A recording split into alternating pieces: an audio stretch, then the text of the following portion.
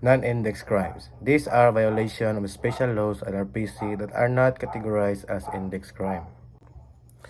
So these are violations of special laws and the Revised Penal Code or RPC that are not considered index crimes. They generally covered a wide range of less serious offenses. The definition specifically excludes incidents like reckless imprudence and vehicular incidents falling under the RPC's provision of quasi-offenses, as these are classified separately.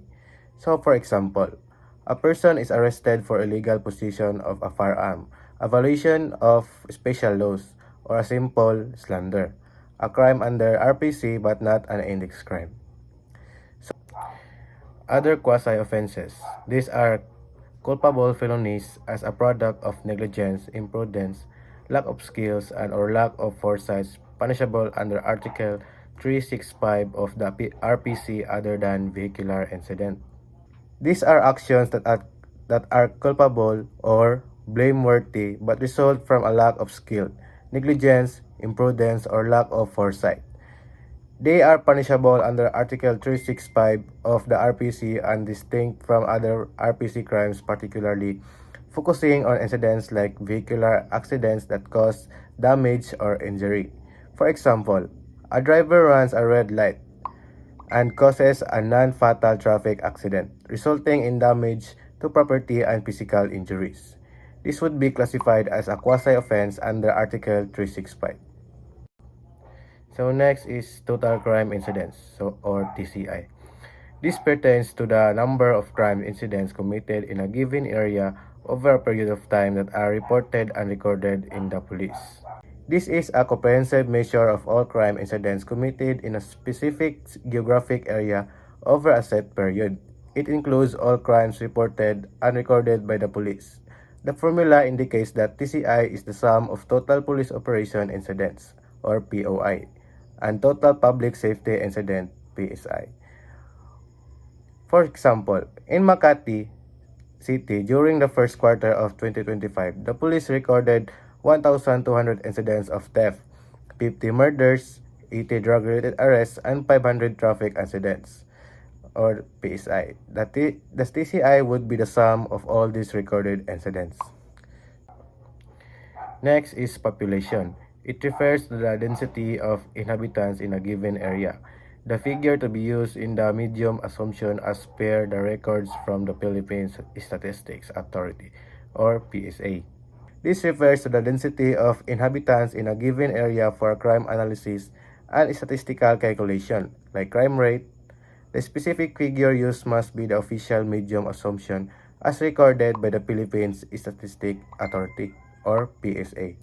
Using a consistent standard figure ensures comparable and reliable crime statistics. For example, to calculate the crime rate for Cebu Province for 2024, an analyst would use the PSA's projected population figure for Cebu Province for that year, not just a casual statement. So moving on crime mapping techniques. So descriptive mapping. This technique is used to visually represent the outcomes of crime analysis and statistics. It involves using Geographic Information System, or GIS, to create maps that simply show where and how many crimes occurred after using administrative boundaries, police districts, barangays, and etc. As the unit of analysis, it describes what happened. For example, creating a map of a city where each barangay is shaded a different color. For example, light yellow to dark and red, based on the total number of reported theft cases in that area last month. This quickly describes the general distribution of theft. So next is analytical mapping. So this is more advanced technique used by analysts to identify patterns, hotspots, or concentration of criminal activity. Unlike descriptive mapping, it uses the precise geographic coordinations or locations of individual incidents to uncover relationships, trends, and trouble regions that might not be obvious from looking at administrative totals. It answers why and where specifically. For example, creating a hotspot or density.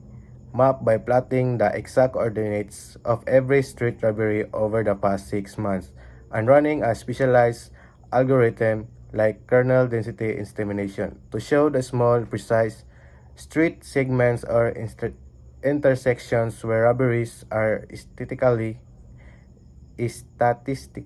clustered regardless of administrative boundaries.